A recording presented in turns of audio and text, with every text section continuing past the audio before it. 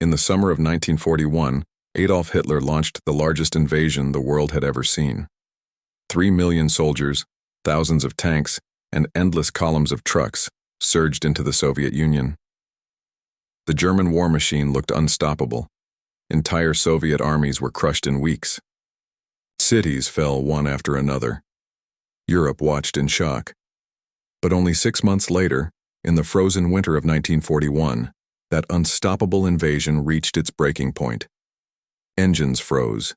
Soldiers collapsed in the snow. And for the first time in World War II, Germany's advance did not just slow down, it began to fail. If you enjoy deep, clear, and cinematic history storytelling, take a moment to like this video and subscribe to History Plus. It helps the channel grow and allows us to bring you powerful World War II stories every week. Now let's step back to June 1941, when everything seemed certain for Hitler. Operation Barbarossa was built on speed and shock.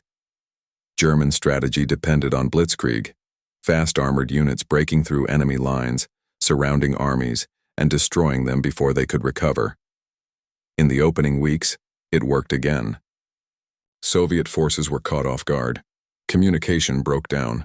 Hundreds of thousands of Red Army soldiers were captured in massive encirclements. German leaders believed the Soviet Union was weak, poorly led, and ready to collapse. Intelligence reports underestimated Soviet manpower and industrial strength. Hitler believed that if Moscow fell, the entire Soviet system would collapse like France had in 1940. By late summer, German forces had advanced hundreds of miles into Soviet territory. But something important was happening beneath the surface. The Soviet Union did not surrender. Instead, it absorbed the losses and continued fighting. New units were raised. Factories were dismantled and moved east beyond the Ural Mountains. Even as cities burned, production continued. Still, Germany pressed forward. As autumn approached, the German high command shifted focus toward Moscow. The capital was more than a political center. It was a symbol. Railways connected through it. Its fall could damage Soviet coordination and morale.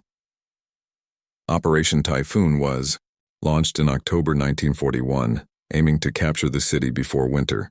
At first, German forces made rapid gains. Soviet defensive lines were broken in several places. Panic spread in Moscow. Civilians built trenches and anti-tank barriers. Some government offices prepared evacuation plans. The situation looked desperate. But then, nature intervened. Heavy autumn rains turned the roads into thick mud. This period, known as Rasputitsa, slowed movement across the entire front. Tanks became stuck. Trucks could barely move. Supply lines that were already stretched thin became even weaker. The famous speed of Blitzkrieg disappeared in the mud.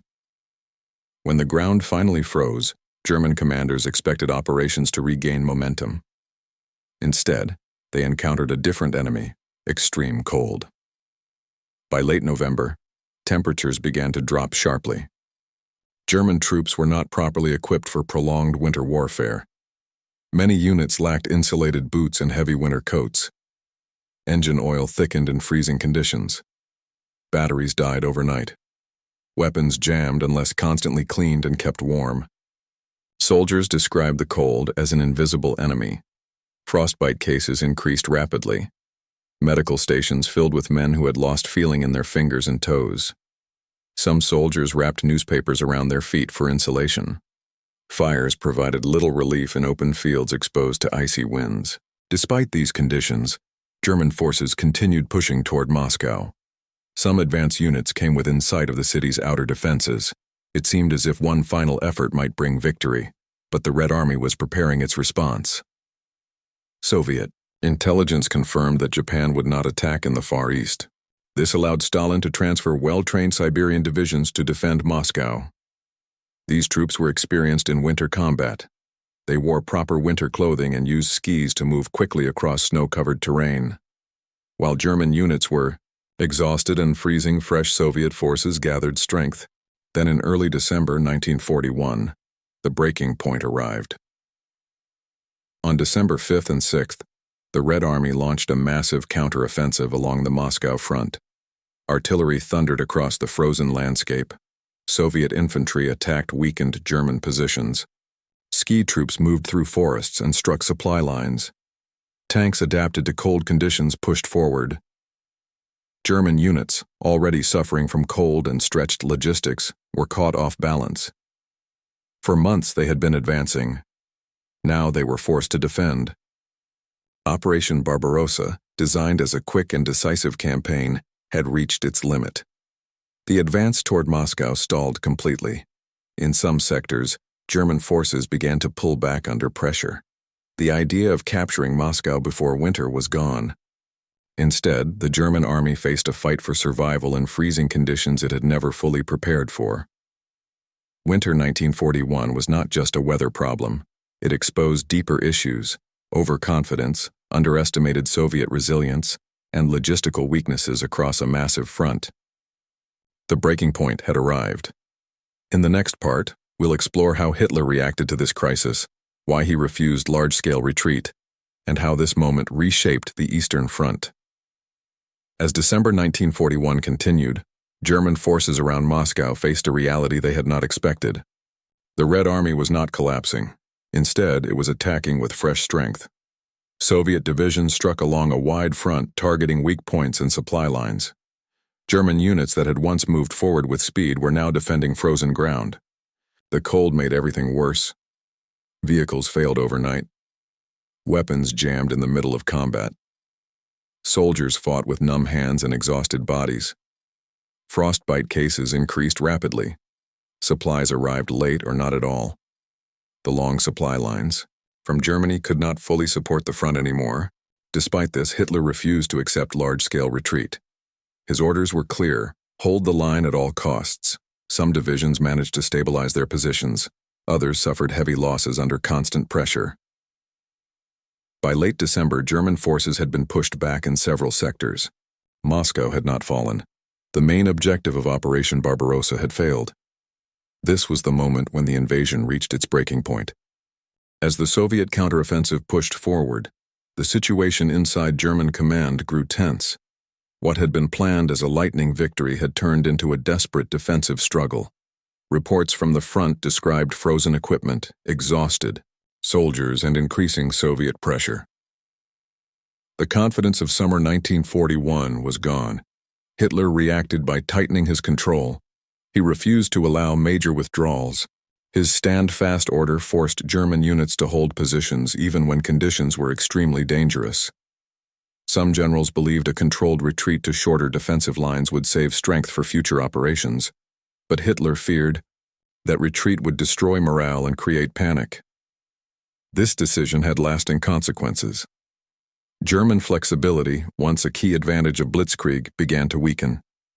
Commanders in the field had less freedom to adapt to changing conditions.